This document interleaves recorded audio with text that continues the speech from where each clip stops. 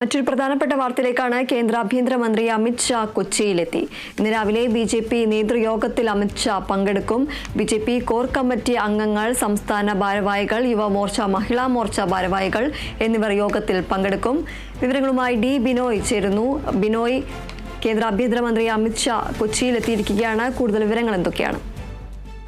തദ്ദേശ ഭരണ സ്ഥാപനങ്ങളുടെ തെരഞ്ഞെടുപ്പുമായി ബന്ധപ്പെട്ടുള്ള ഇതുവരെയുള്ള പ്രവർത്തനങ്ങൾ വിലയിരുത്തുന്നതിന് വേണ്ടിയാണ് കേന്ദ്ര ആഭ്യന്തരമന്ത്രി അമിത്ഷാ കേരളത്തിലെത്തിയിരിക്കുന്നത്. കൊച്ചിയിലാണ് പ്രധാനമായും യോഗം നടക്കുന്നത്. സംസ്ഥാന കോർ കമ്മിറ്റി അംഗങ്ങൾ, ഒപ്പം ബി.ജെ.പി നേതാക്കന്മാർ ഉൾപ്പെടെയുള്ളവർ, ബി.ജെ.പിയുടെ സംസ്ഥാന ഭാരവാഹികൾ, യുവമോർച്ച അങ്ങനെ തുടങ്ങി ബി.ജെ.പിയുടെ മറ്റ് സംഘടനകളിലെ നേതാക്കന്മാരെ എല്ലാം ഉൾപ്പെടുത്തിക്കൊണ്ടുള്ള ഒരു വിശാല യോഗമാണ് ഇന്ന് കൊച്ചിയിൽ ചേരുന്നത്. ഇതിൽ പ്രധാനമായും ലക്ഷ്യമിടുന്നത് നേരത്തെ തന്നെ ബി.ജെ.പി പ്രഖ്യാപിച്ചിരുന്ന ഒരു കാര്യമായിരുന്നു വിഷൻ 2025. അതായത് തദ്ദേശ ഭരണ സ്ഥാപനങ്ങളിൽ എല്ലാ വാർഡുകളിലും 25% വോട്ട് ഉറപ്പാക്കുക, അതുവഴി നിയമസഭയിലേക്കുള്ള പ്രവേശനം ഉറപ്പാക്കുക. ഇത് ലക്ഷ്യമിട്ടുകൊണ്ടാണ് അമിത്ഷാ നിലവിൽ കേരളം കേന്ദ്രീകരിച്ചുള്ള പ്രവർത്തനം ഏറ്റെടുത്തിരിക്കുന്നത്. അതിന്റെ ഭാഗമായിട്ടാണ് ഇന്ന് പ്രത്യേക യോഗം കൊച്ചിയിൽ ചേരുന്നത്. ഇതിൽ സംസ്ഥാന പ്രസിഡന്റ് ഉൾപ്പെടെ എല്ലാ യുവമോർച്ച ഉൾപ്പെടെയുള്ള എല്ലാ സംഘടനകളുടെയും നേതാക്കന്മാർ അതിൽ പങ്കെടുക്കുന്നുണ്ട്. ഇന്ന് ഒരു അഭിപ്രായ രൂപീകരണമാണ് പ്രധാനമായും ലക്ഷ്യമിട്ടിരിക്കുന്നത്. കാരണം നേരത്തെ തന്നെ തീരുമാനിച്ചിരുന്നു ഓരോ ജില്ലകൾ കേന്ദ്രീകരിച്ച് സംസ്ഥാനതല കോർ കമ്മിറ്റി അംഗങ്ങൾക്ക് അതിന്റെ പൂർണ്ണ നിയന്ത്രണം നൽകിക്കൊണ്ടുള്ള പ്രവർത്തനം തുടങ്ങാൻ.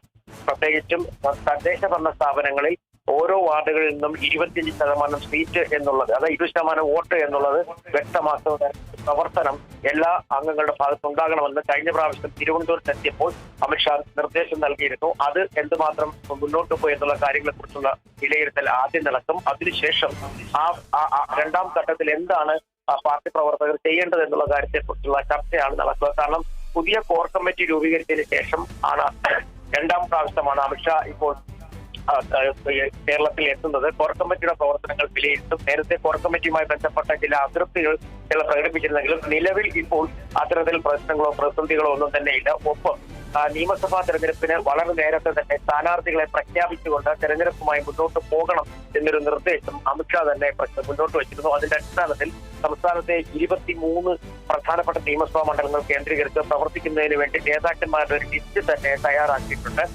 അവരെ നേരത്തെ തന്നെ ആ മണ്ഡലങ്ങളിൽ എത്തിച്ച് അവരുടെ പ്രവർത്തനം ആ മണ്ഡലങ്ങൾ കേന്ദ്രീകരിച്ച് പൂർണ്ണമായും ഏകോപിപ്പിക്കണം. ഇത്തരത്തിലുള്ള നീക്കങ്ങൾ കൂടി ഇപ്പോൾ പദ്ധതി ഇടുന്നുണ്ട്. എന്തായാലും നിലവിൽ ഇന്നത്തെ വരവ് പ്രധാനമായും തദ്ദേശ ഭരണ സ്ഥാപനത്തിലെ തെരഞ്ഞെടുപ്പുമായി ബന്ധപ്പെട്ട് കഴിഞ്ഞ പ്രാവശ്യം അമിത്ഷാ നടത്തിയ മീറ്റിംഗിന് ശേഷം അടുത്ത യോഗത്തിൽ അടുത്ത നടപടികളിലേക്ക് കടക്കുക എന്നത് തന്നെയാണ്. ഇന്നലെ മുതൽ തന്നെ നേതാക്കന്മാർ കൊച്ചിയിൽ എത്തിത്തുടങ്ങിയിട്ടുണ്ട്. 2 ദിവസം അദ്ദേഹം കേരളത്തിലുണ്ടാകുമെന്നുള്ള വിവരങ്ങളാണ് നമുക്ക് അറിയാൻ കഴിയുന്നത്. പ്രത്യേകിച്ചും ഈ കഴിഞ്ഞ ദിവസങ്ങളിലൊക്കെ തന്നെ കഴിഞ്ഞ പാർലമെന്റ് തെരഞ്ഞെടുപ്പിൽ കേരളത്തിലെ ഒട്ടുമിക്ക സ്ഥലങ്ങളിലും ബി.ജെ.പിക്ക് സാന്നിധ്യം അറിയിക്കാൻ കഴിഞ്ഞിട്ടുണ്ട്. ഒപ്പം തൃശൂർ പാർലമെന്റ് സീറ്റ് നേടാനും കഴിഞ്ഞിരിക്കുന്നു. ഇത് തദ്ദേശ ഭരണ സ്ഥാപനങ്ങളിലെ വിജയത്തിന് മുന്നോടിയുള്ള ഒരു തുടക്കം എന്നൊരു വിലയിരുത്തലാണ് ബി.ജെ.പി ദേശീയ നേതൃത്വവും വിലയിരുത്തുന്നത്. മാത്രവുമല്ല, തെരഞ്ഞെടുപ്പ് തന്ത്രങ്ങൾ എപ്പോഴും കൃത്യമായി നടപ്പിലാക്കുന്നതിന് വേണ്ടി പാർട്ടി ചുമതലപ്പെടുത്തുന്ന ആളാണ് ആഭ്യന്തരമന്ത്രി കൂടിയായ അമിത്ഷാ. അതുകൊണ്ട് തന്നെ അദ്ദേഹം തന്നെ നേരിട്ട് കേരളത്തിലെ തദ്ദേശ ഭരണ സ്ഥാപനങ്ങളിലെ തെരഞ്ഞെടുപ്പുമായി ബന്ധപ്പെട്ട പ്രവർത്തനങ്ങൾക്ക് ചുക്കാൻ പിടിക്കാൻ എത്തിയിരിക്കുന്നു എന്ന് നമുക്ക് പറയാൻ കഴിയാൻ. ഒപ്പം മറ്റൊരു കാര്യം എടുത്തു പറയാനുള്ളത്, ഇതുമായി ബന്ധപ്പെട്ട പ്രവർത്തന മികവ് കാണിക്കാത്ത ആരെയും നേതൃനിരയിൽ മുന്നോട്ട് കൊണ്ടുപോകണ്ട എന്നൊരു നിർദ്ദേശം കഴിഞ്ഞ പ്രാവശ്യം മുതൽ തന്നെ ഉണ്ടായിരുന്നു. അതുകൊണ്ട് തന്നെ നേതാക്കന്മാരെല്ലാം തന്നെ കൃത്യമായ പ്രവർത്തനം അവർക്ക് നൽകിയിരിക്കുന്ന മേഖലകളിൽ നടത്തണം. അതുമായി ബന്ധപ്പെട്ട റിപ്പോർട്ട് സംസ്ഥാന അധ്യക്ഷൻ വഴി അമിത്ഷായുടെ മുന്നിലേക്ക് എത്തപ്പെടും. അങ്ങനെ വളരെ സാങ്കേതികപരമായുള്ള ഒരു പ്രവർത്തന രീതിയുമായി മുന്നോട്ട് പോകാനാണ് ഇപ്പോൾ ബി.ജെ.പിയുടെ തീരുമാനം. കേരളത്തിന്റെ തദ്ദേശ ഭരണ സ്ഥാപനങ്ങളുടെ തെരഞ്ഞെടുപ്പുമായി ബന്ധപ്പെട്ടുള്ള മുഴുവൻ ചുമതലയും അമിത്ഷാ തന്നെ നേരിട്ട് ഏറ്റെടുക്കുകയായിരുന്നു. ഒപ്പം സംസ്ഥാന പ്രഭാരി പ്രകാശ് ജാവ്ദേക്കർ ഉണ്ടെങ്കിലും അദ്ദേഹം ഇന്നത്തെ മീറ്റിംഗിൽ പങ്കെടുക്കുന്നുണ്ട്. അദ്ദേഹത്തിനും ചുമതലകൾ ഉണ്ട്.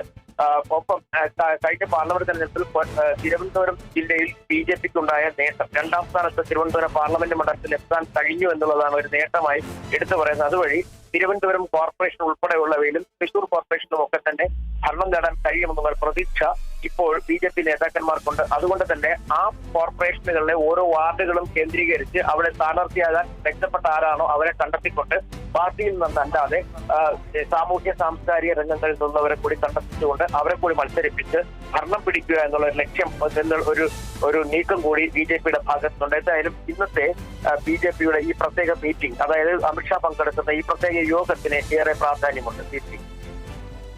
ശരി.